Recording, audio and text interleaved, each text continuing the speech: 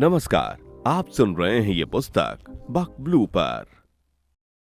Chapter 9 Conquering Whispers in the Head. Whispers in the head are intrusive thoughts that are unwanted and depressing in nature, inhibiting one's focus and application. They can be accompanied by distracting images, diverting people from their chosen path. You may be led to believe that you are lesser than you are, or your fortune does not favor you. I often indulged in such thoughts due to instability that I experienced as a result of the transfers my husband faced during his active service in the Air Force. I had to pick up bits and pieces everywhere we went. To start and restart life over and over again often made me think that I had missed the bus, not knowing actually this varied exposure was gradually filling up with experience, my previously inherent lack of exposure and knowledge. Every time I would start to build my working life and bring it towards an upward swing, it would apparently collapse due to instability. I would get into depression, and unwanted thoughts would prevent me from achieving what I wanted out of life for myself. However, I gradually came to terms with myself and thought, no, I have to do the best I can with whatever I have got. Different opportunities started opening up. The acquired variety of experience and added qualifications picked up along the way fortified me to brace for the future. One, therefore, has to understand the difference between the perceived situation and reality. We need to understand what are unwanted thoughts and that you, as a person, have not changed or become incapable. Those thoughts could be of fantasy, aggression, or human relationships, which may not always be supportive and often erode our self-confidence and belief in what the future could hold for us. Therefore, learn to accept your thoughts. Take the thoughts less personally. Take the fear out of your thoughts. And stop changing your appreciation of yourself and your destiny. How to manage the whispers in your head? Learning to accept one's thoughts is essential, as otherwise, one would react emotionally and make oneself more unhappy and unable to cope with perceived disappointments adequately. We need to find ways of dealing with such thoughts by focusing on the constructive aspects of the situation so that the thoughts cannot disturb us. Constantly attention to negative perceptions only serves to strengthen them, often resulting in erosion of confidence and self-esteem, which could promote depression and a dangerous psychological situation. Acceptance helps to reduce the effects of those disturbing whispers in the head and change focus to more optimistic possibilities. With a positive mental outlook, negative thoughts cannot affect personalities or their future. They will come and they will go, useless and unwanted as they are. If we keep those thoughts alive, we become fearful, uncertain, and even overreact or react erroneously to situations. People's opinions become more important instead of your own confidence, resulting in a loss of self-esteem.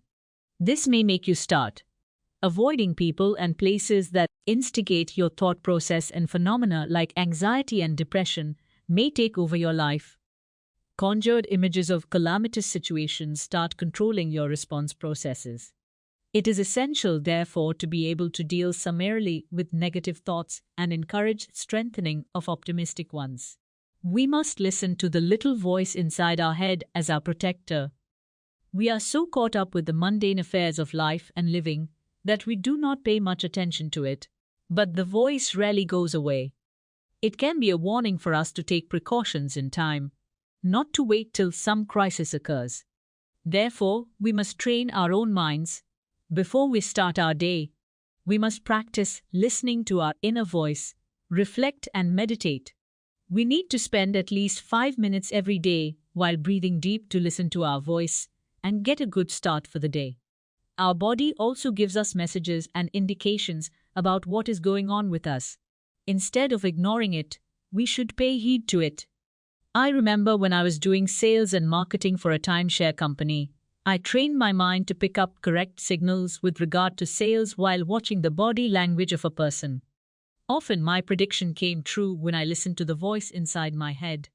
Your own body also often sends clues to make the right choice about what is going on in your life.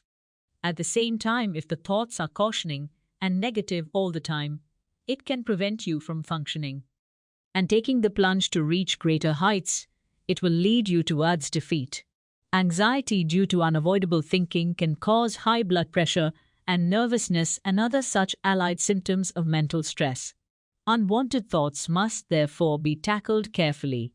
The best way to keep unwanted thoughts at bay is to practice breathing exercises. Pray and dismiss worries by engaging in meaningful work to occupy the mind. Once in a while, it is good to write down your worries or tell your counselor, coach, or a confidant about them so that your mind is relieved. Have a circle of good, caring people surround you most of the time. It is very important to understand one's own thoughts.